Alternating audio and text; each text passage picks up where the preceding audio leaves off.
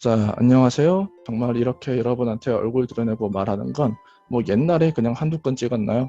그냥 뭐 저 BOQ에서 tactical 컨텐츠에 관해서 뭐 별거 아니었는데 그 tactical한 얘기가 아니고 제가 요즘 영어 사교육을 하면서 그냥 돈을 벌고 있거든요.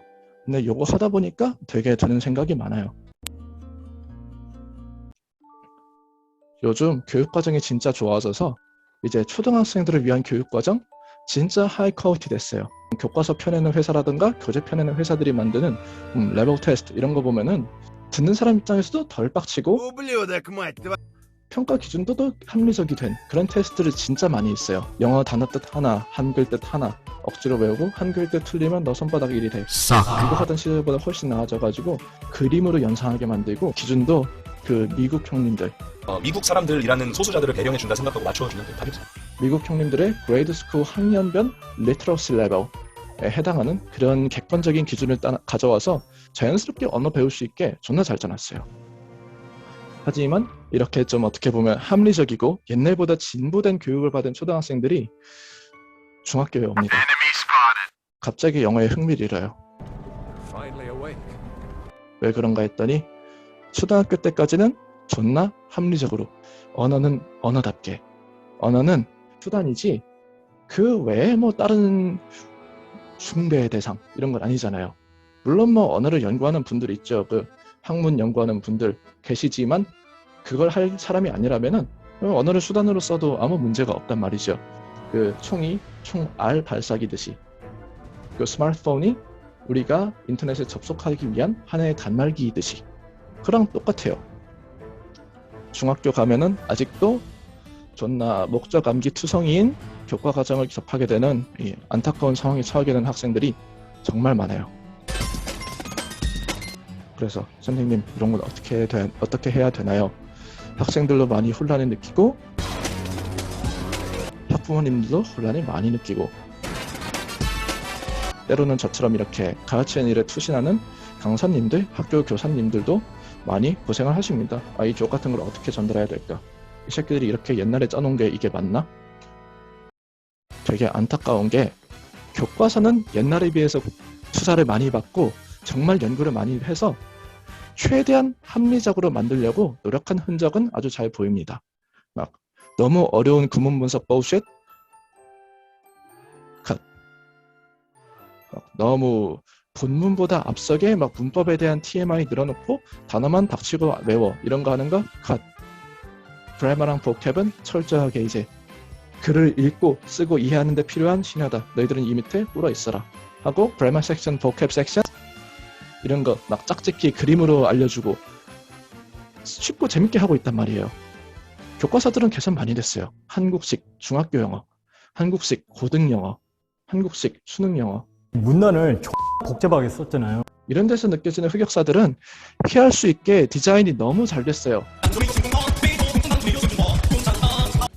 근데 하지만 아쉽게도 딱히 옵션이 없어서 이제 옛날 시대 기준으로 쓰여있는 매뉴얼에 따라서 교육을 하게 돼요.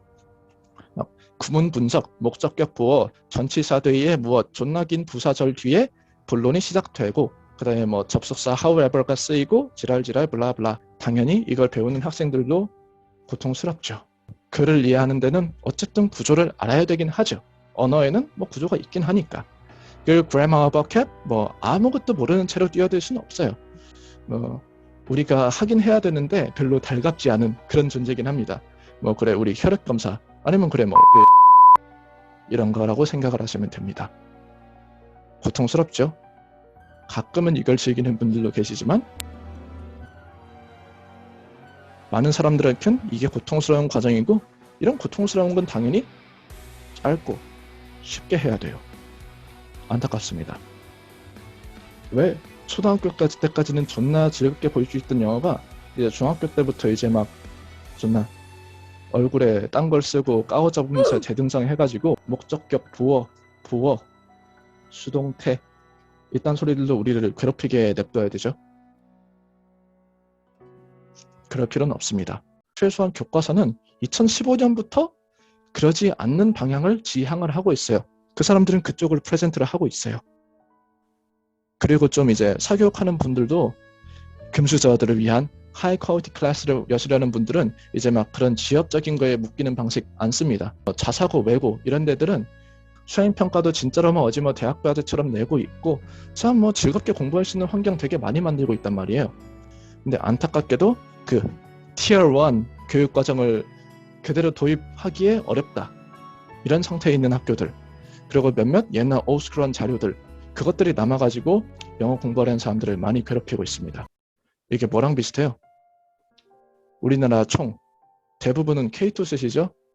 5탄, M16을 쓰는 거랑 똑같아요. 반동 존나 없어요. 그거 쓰고 있고 어셈블리도 보면은 뭐 요즘 나온 K2C1 수직 손잡이도 줬어요. 앞에 이렇게 대충이라도 잡을 수 있어요. 좀 짧지만 피스톨 그랩 달려 있어요. 견착 얕게 하고 사이즈도 알라브 뿜뿜뿜 이렇게 다뤄도 문제가 없는 총이 있는데 우리나라에서도 이제 뭐 Tier 1 guys 이런 분들은 당연히 최신의 좋은 방식으로 교육을 받고 계세요.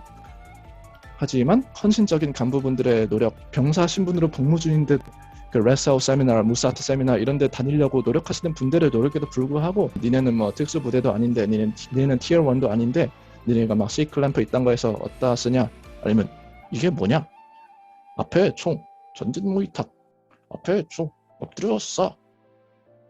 이거 하고 있단 말이에요. 그 앞에 총, 엎드려 쏴, 전진 모이탁. 이거 뭐 한 대는 필요했어요. 우리가 쓰는 총들이 다 그 나무 토막, 그 M1 카르바인, M2 카르바인 이런 거였을 때 우리 그 옛날에 6.25 전쟁 때 뭐 그때를 지켜준 구국의 병기긴 하죠. 그런 나무 토막 총들은 당연히 뭐 부드럽게 생겼으니까 앞에 총, 요 제시기로 잡았을 때 그립감이 존나 좋아요. 그때는 그게 필요했죠. 뭐 옛날에 우리나라 영어 교재가 막 깨케야 성문 종합 영어 이런 거였을 때 뭐 그때는 그래요. 그 TMI 투성인 구문 분석 필요했어요. 뭐 수학의 정석이랑 비슷한 거예요. 올스쿨한 게 뭐 죄는 아니에요. 그때는 그 시대의 의미가 있었어요. 하지만 지금 올스쿨에 대해서 그 시대적 맥락에 대한 이해 없이 그대로 쓴다면 이건 되게 슬픈 상황입니다. 우리가 중학교 때로 들어간다 생각해봐요. 평균적으로 14살. 와 씨발 하고 있다가 학교 갔더니 품사, 형용사, 동사, 자 한자로 폭격을 당하고 있고 이 조그만 단어들이 모은 이 클러스터 그룹을 뭐라 부르죠? 2단어 이상인 그룹이면 다 구, 주어랑 동사를 식별할 수 있는 유사 문장 같은 애들, 이런 애들은 뭐 절 이런 이름으로 구분해서 부릅니다. 자 구와 절 우리 일상용어에서 어디에 쓰죠? 씨발 우리 동양 문학, 국문학, 한문 이거 공부하다 보면은 우리 그 전통 동아시아 한문 얘기할 때 쓰이는 용어라는 것 정도는 기억이 날 겁니다. 근데 요거는 씨발 얘 서양 애들이 만든 프레이즈와 클로즈를 수입하기 위해 도입한 수단일 뿐인 거 아니에요. 한시에서 말하는 절과 구, 영어에서 말하는 클로즈와 프레이즈 1대1 대1 되지도 않고 bullshit. 걔네가 지은 bullshit. 자 우리가 팔을 존나 불가사리로 서럼 뻗고 이렇게 가는 동작을 제가 옆구리 운동을 한 지 좀 오래돼서 이 친구가 옆구리 운동이 맞았는지 좀 지적을 해주세요.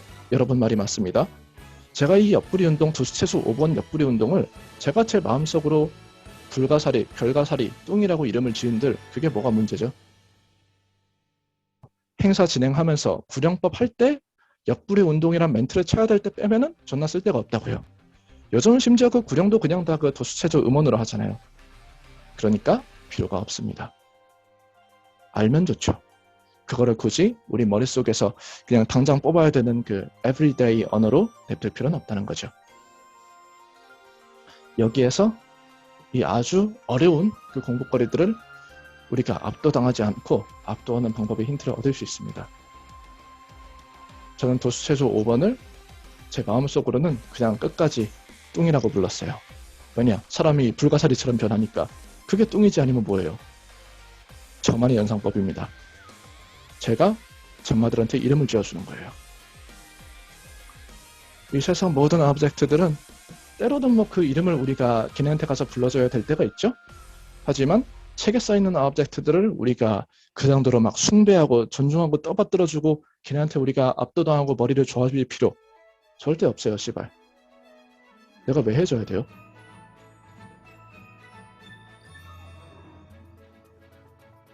주어라는 이름 굳이 기억할 거 있나요? 아, 이 새끼. I, she, he, it, the fact that somebody is a motherfucker. 주어 구가 돼버렸네. 이 친구들의 경계선만 파악하면 되는 걸. 그리고 영어에는 철저하게 뭘 했다가 반드시 수반돼야 되죠. 뭐 이게 국어랑 다른 점이긴 해요. 우리 국어에서 밥 갖다 달라는 소리가 밥 한마디에 함축이 돼요. 물 갖다 달라는 소리가 물 한마디에 함축이 돼요. 영어에선 그게 조금 더 힘들어요. water. 뭐 눈치상 물 달라는 소리일 수도 있는데 그런 그 고맥락적인 다른 비언어적 단서 없이는 시발 물이 어쩌라고 이게 된다고요. 어떤 새끼가 뭘 했다 이런 식으로 이런 이름을 저는 제가 제멋대로 이 이름을 지었어요. 여러분들도 책에서 제시해주는 주어, 동사, 목적어, 행동의 대상이에요. 부어, 그 주인공이 어떤 건가 부연 설명하는 말이에요. 나는 게이다. I'm gay. gay? 너니? 뭐 인마들을 굳이 이 부분은 컴플리멘트이므로 I am gay에서 gay의 파트는 형용사 2대 컴플리먼트의 역할을 한다. 그러므로 나는 밝다 혹은 동성애자이다 둘 중 하나인데 전후 문맥을 고려하면 이 I am gay의 화자는 동성애자, 그것도 남성이 남성을 사랑하는 케이스의 동성애자인 것 같다. 이렇게 복잡하게 봐야 될 거 있나요? I'm gay. Oh, you are? Yeah, you're gay. He's gay. 이 친구는 게이래. 끝. So fucking simple as that. 쉽게 할 수 있는 걸 어렵게 하는 거 정말 안타깝습니다. 물론 어떤 분들에겐 제가 막 게이, 레즈비언, 이 새끼 저 새끼 하는 게 당연히 와닿지 않을 수도 있어요. 존나 어려울 수도 있어요. 그런 분들께 제가 들어드리는 예시를 그대로 따르라고 저는 절대 권장하지 않을 겁니다. 제 방식은 당연히 제가 멋대로 개발한 거예요. 중요한 건 이 영어를 공부하는 모든 사람들이 각자의 마음속에 나만의 이름을 각종 어려운 요소들한테 쥐어줄 수 있고 쥐어줌을 통해서 그 요소들을 내가 지배할 수 있고 마음속으로 이해할 수 있게 되면 그거로 족하다는 겁니다. 정말로 이런 그 트레이닝 메소드에서 어떤 그 동작, 개념들의 이름을 짓는 거 생각보다 중요해요.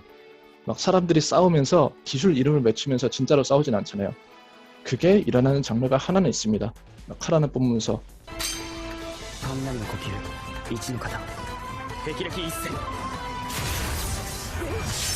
이딴 거 하잖아요.